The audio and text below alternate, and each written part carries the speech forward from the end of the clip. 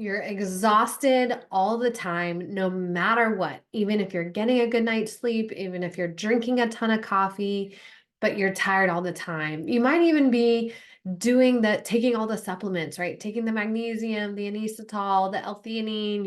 You're doing things to biohack and boost your energy, but nothing seems to be working. So today we're going to talk about, from a root cause perspective, from a functional medicine perspective, how can you boost your energy, especially as a busy working woman? So you don't want to miss this episode if that's you. Welcome to She's Healthy, a podcast for ambitious women on their journey to become the healthiest version of themselves. I'm your host, Lori Aikman.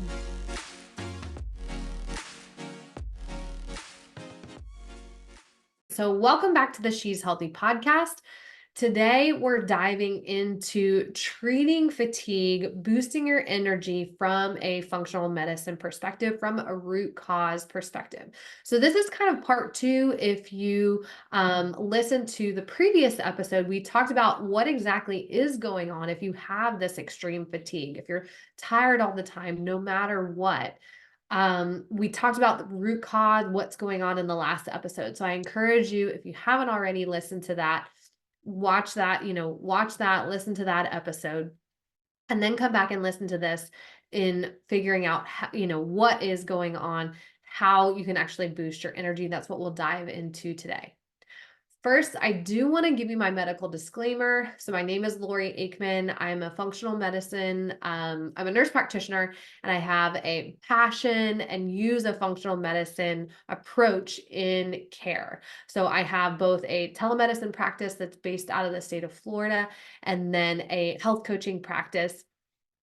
But this podcast is for informational purposes only. So I do recommend that you work with a practitioner, you work with a provider before you make changes to, your health plan. This podcast does not constitute actual medical advice. All right. So now that I've given you that, let's dive in. So again, especially if you haven't listened to the last episode, I'll give you a little bit of a spoiler alert. When we are looking at cases of extreme fatigue, which is what I see, I work primarily with busy working women. They're women that are in high demand. And so they're high achieving women, even if sometimes they're stay at home moms, but they're athletes or different things like that. They're high achieving women. And what we find is that when they're dealing with fatigue like this, the root issue is what you might hear as adrenal fatigue. So I went in the last episode and talked about the stress response and what we like to call this now. We're getting away from using the phrase adrenal fatigue, but this is also HPA dysfunction. But basically, yeah, your cortisol is messed up, right? Your cortisol levels aren't normal, and because of that, you're feeling this extreme fatigue no matter what you're doing. And my guess is this is a change for you, right? This hasn't always been like this. Maybe something happened along the way. I like to call it's like the straw that broke the camel's back, where you just can't handle things like you used to. Or this could be for you just a gradual, a little more, a little more, a little more, and you might not even realize it. I've heard that from women of like, I didn't even realize how bad I felt until I felt good again, right? Once I fixed things and once we regulated things, they feel so good that they realize like, wow, I had really just been like feeling bad, but it was my normal, it was my everyday, and it had happened over time that I didn't even know, I didn't even really realize it, right? It just has become your normal. So again, I encourage you to go back and listen to that podcast. And one point I do want to make, I talked about how, this conventional medicine does not necessarily recognize this. So if you went to your doctor or you went to see an endocrinologist, they would be like, that's a, woo-woo diagnosis. I will tell you, in medical school, in nurse practitioner school for me, PA school, whatever, we do learn about adrenal issues like Cushing's disease and Addison's disease, right? But this is different. So we kind of could look at things on a spectrum of Cushing's disease is like a very high output of cortisol, and Addison's disease is a very low, like literally no output of cortisol, to the point where people have to be on steroids daily. Like the HPA dysfunction or adrenal fatigue is kind of falling in the middle of that. You're having symptoms because of it, but you wouldn't meet criteria for diagnosis that your doctor might recognize that they learned about in school, right? So I just want to make that differentiation. So again,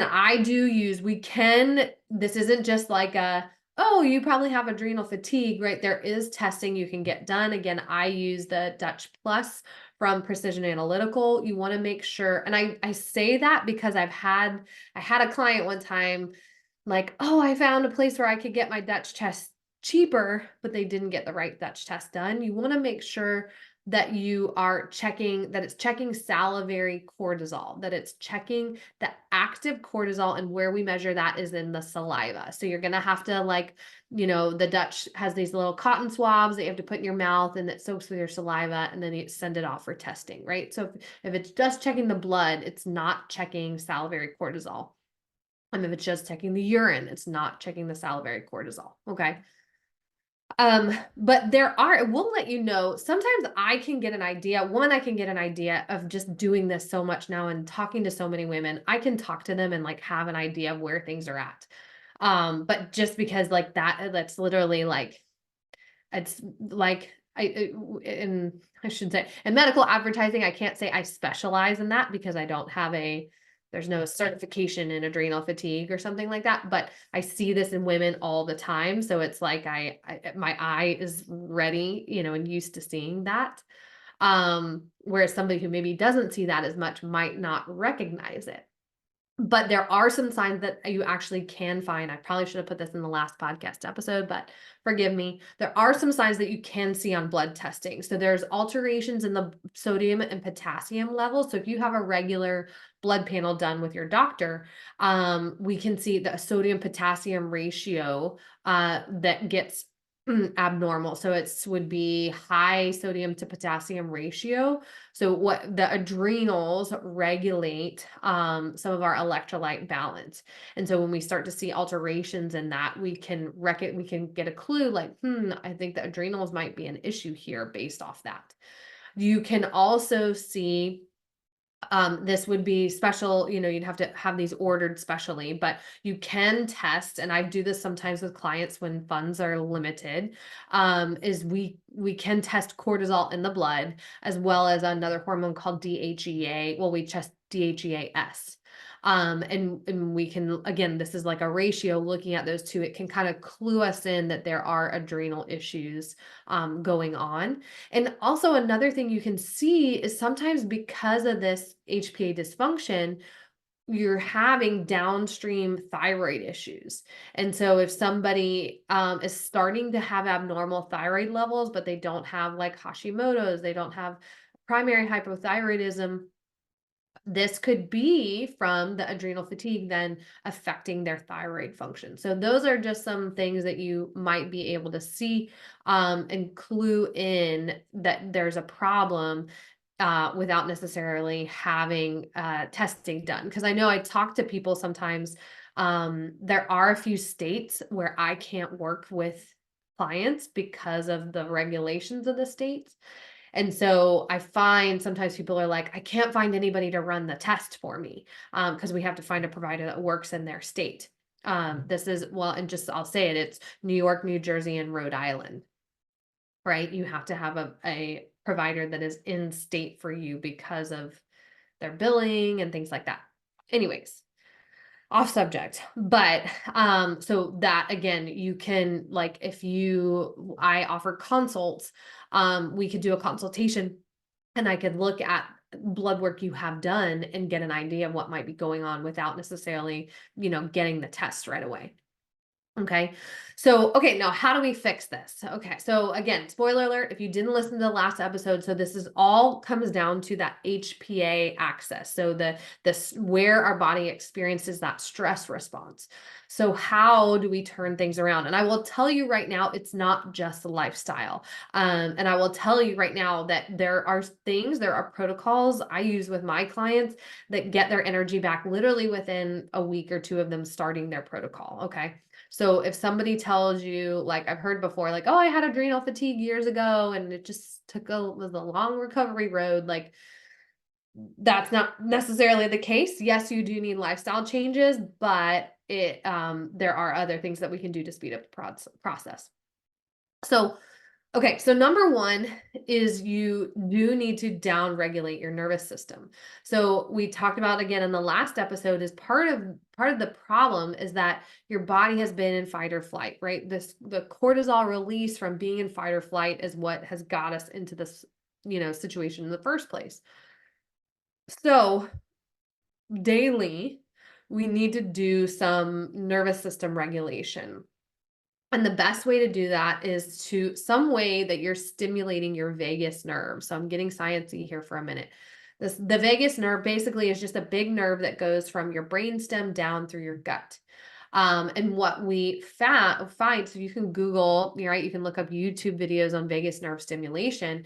So that when that vagal nerve is stimulated, it shifts that autonomic nervous system, right? It shifts us from fight or flight to the rest and digest. This is the sympathetic to the parasympathetic.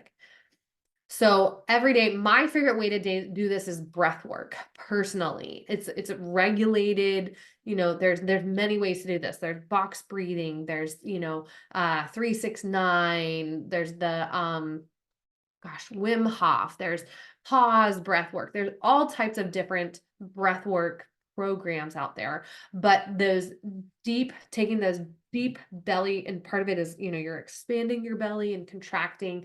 It's stimulating that vagus nerve and allowing your nervous system to calm down. Other ways that the vagus nerve can be stimulated, if you've ever been to a yoga class where they chant, right? They do that om at the end. That chanting vibrates the throat, vibrates and triggers that vagus nerve and stimulates that vagal nerve. And so that is another way. There are other things that can help. So any stimulation of oxytocin. So oxytocin is, sometimes they call it the cuddle hormone. So you would have oxytocin release. You have oxytocin released with orgasm, with cuddling, maybe your child, maybe your pet, your partner, things like that. Even watching like, your feel-good movies, things like that can stimulate oxytocin and can get that, you out of fight or flight and into rest and digest. What I find as a high performing, busy working woman mom is that 10 minutes of breath work can get me there, right? Even just starting breath work, taking a deep breath, right? If like, let's pause, close your eyes and just take a deep breath in through your nose and then slowly exhale through your mouth. Even just like if you did that 3 times, right? Doesn't that like, can't you just feel, I can just feel my body relax. I realize like, oh, am I holding my shoulders up and my shoulders relax, my shoulders drop, right? So doing some kind of daily down regulation of your nervous system is the first thing I recommend for anyone, right? Then point number 2 is balancing your blood sugar. So what I find is that in many of the women that I work with, and again, I use testing, we actually are looking at the numbers, we're not guessing, but what we have to realize is when, again, we're in fight or flight, cortisol is triggered. What we have to understand is that cortisol increases blood sugar levels, and then in response to blood sugar being high, we a lot of times have high insulin levels. And so what I find is that along with cortisol swings, a lot of women are having swings in their blood sugar. And this can be because of cortisol. This can also be because I find that most women undereat on protein, right? They're maybe eating a higher carbohydrate diet. Maybe they're eating, have you heard the phrase naked carbs? So you're eating carbs without that are being digested quickly. Blood sugar goes up and then blood sugar goes back down. And so when that blood sugar slump happens, then you're feeling tired, right? You go to Starbucks in the morning, you have the latte, you have my favorite, if I'm like being honest, caramel macchiato, right? Would be like my treat. All that sugar, right? We're up, we have that sugar rush, then the sugar, right? Our insulin rises and then our blood sugar comes down. I'm not going to get into blood sugar too much today. I've done that in other podcasts, but blood sugar comes down and then all of a sudden we feel tired or we feel like we need to eat again. And we eat something that doesn't have a lot of protein. And so we're having that swing again. Okay. So balancing our blood sugar, having a steady blood sugar throughout the day can really help with energy levels. And you might not, I mean, I am a nurse practitioner. I do this stuff.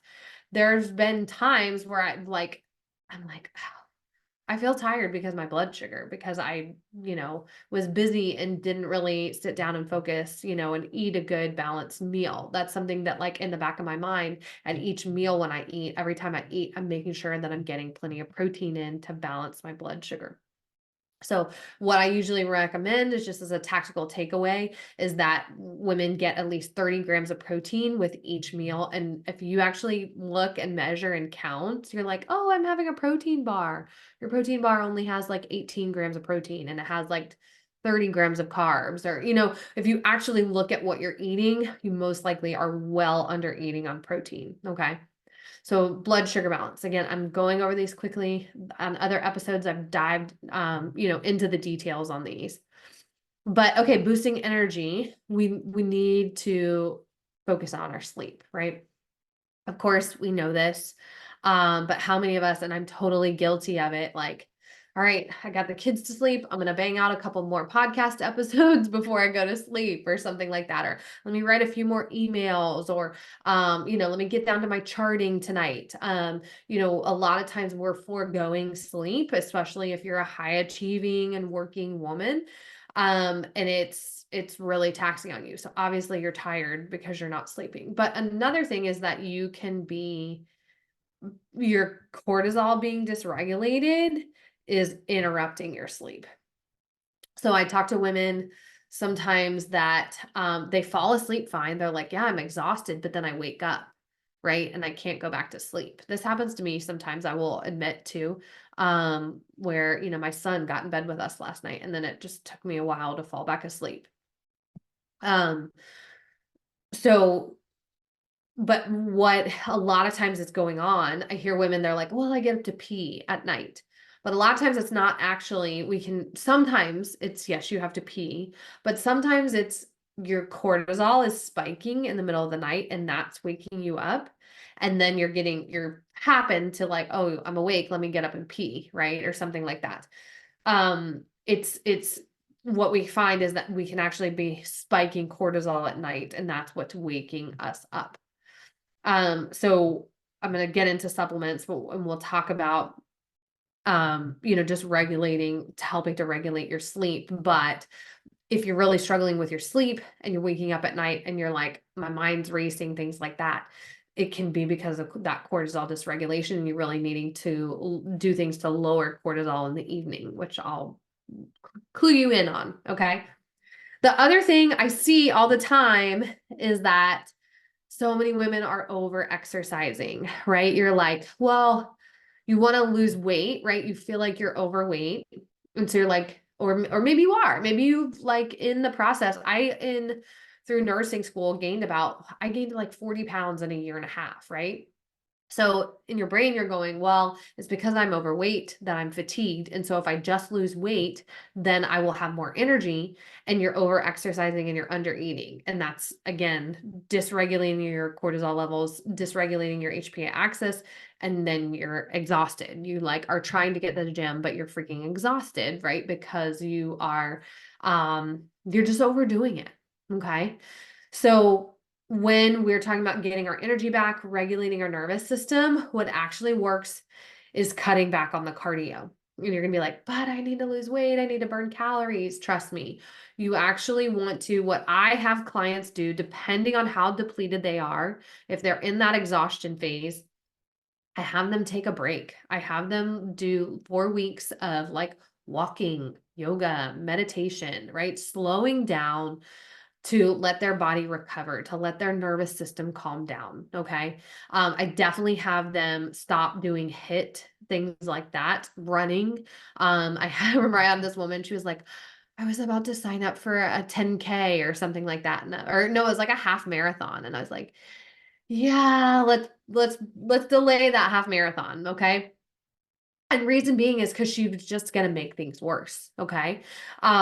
What we wanna do, what actually works is then when we start getting some movement in is we focus on resistance training. We're lifting weights, we're building muscle, and then when we add the cardio piece in, HIIT is better than so some interval training rather than long, slow cardio, rather than doing an I've worked with triathletes and runners doing these, hour-long bike rides, 90-minute bike rides or swim sessions or running or whatever.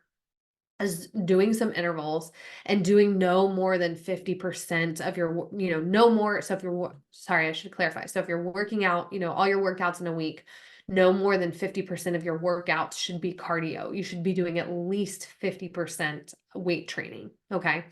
And this is also good for blood sugar regulation and stuff too. The other thing is, so if we think about if you're a high achieving woman, if you own a business, if you are, an executive or something like that, you need to automate, you need to delegate, you need to delete.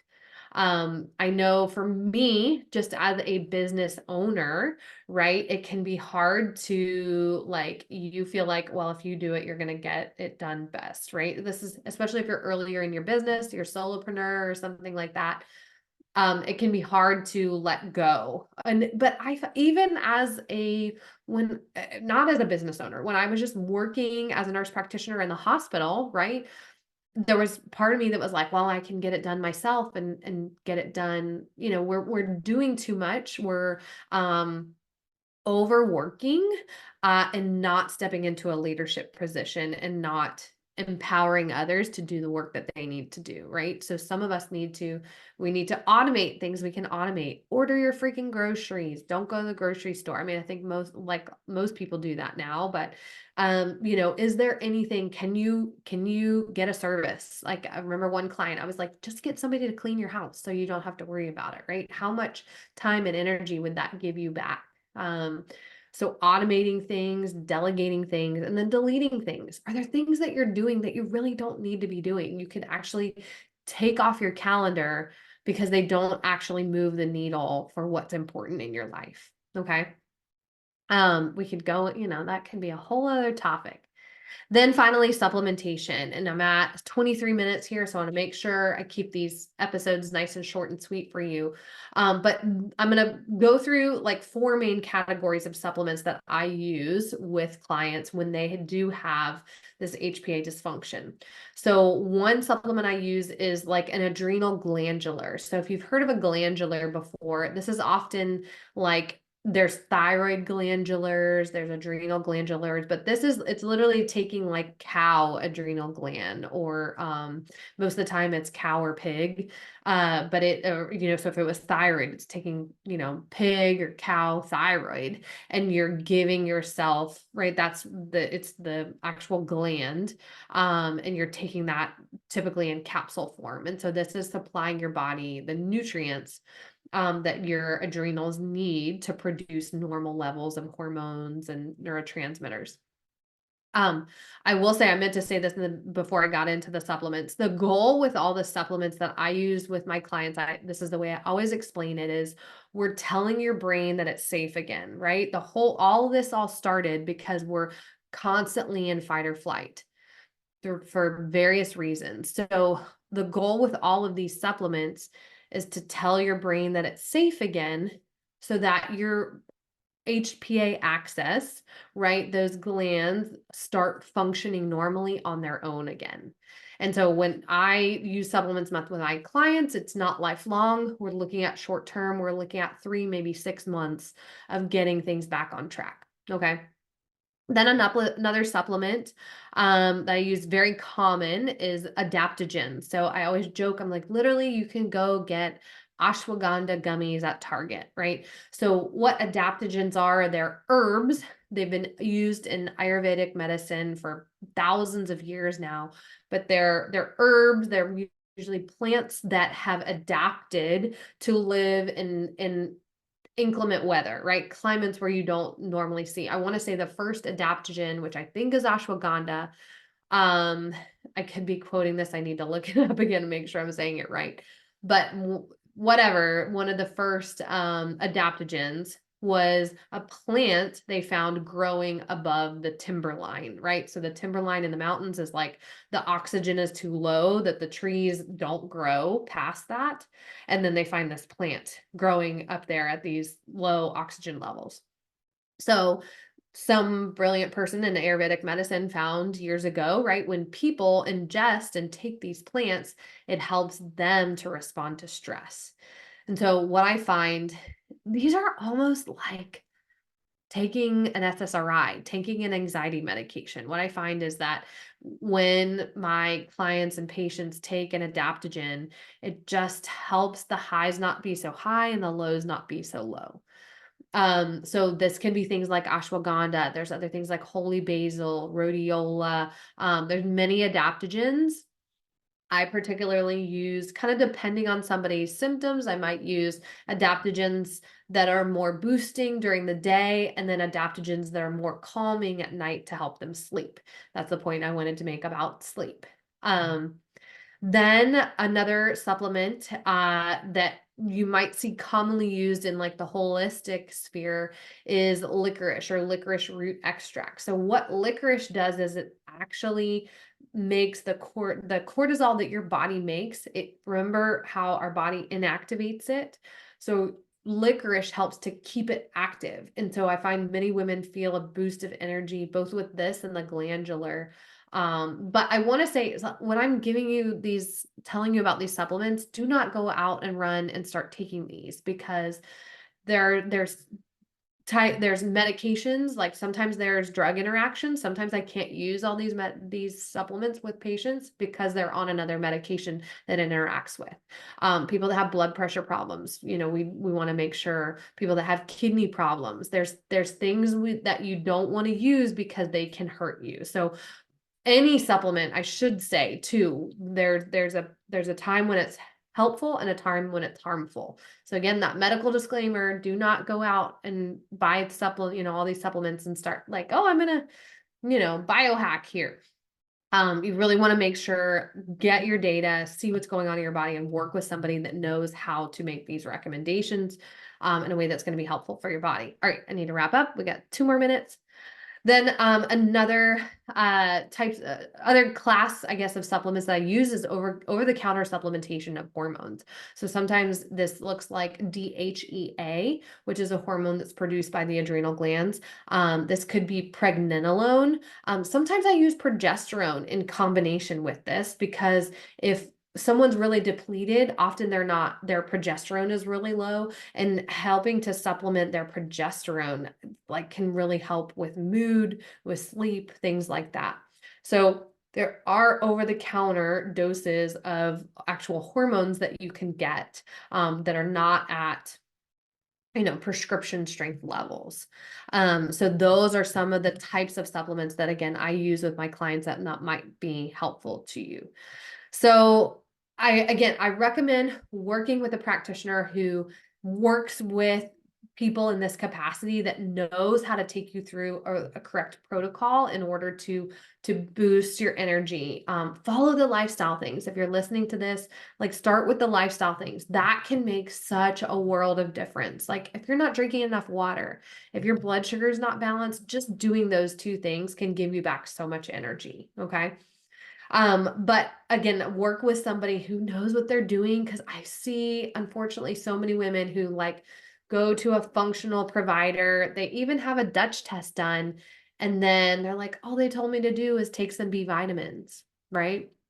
You need more than that if this is really your problem. Okay.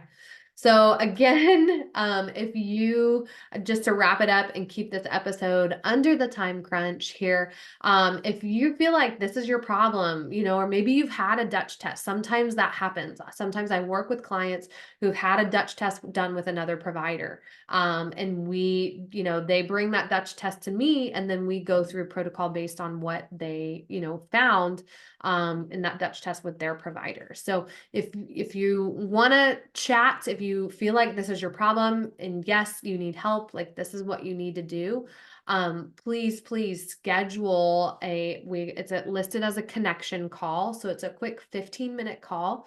So this is if you are in Florida, outside of Florida. Sometimes I've had clients in Canada as well. That's just a time for us to get to know one another, me to hear, what issues you might be facing and help you decide what your next best step is. All right. If you love this episode, please tag me on Instagram. I'm at Lori Aikman. Share this episode with, a woman that that might need to hear this so she can get the help she needs. I'll see you in the next episode.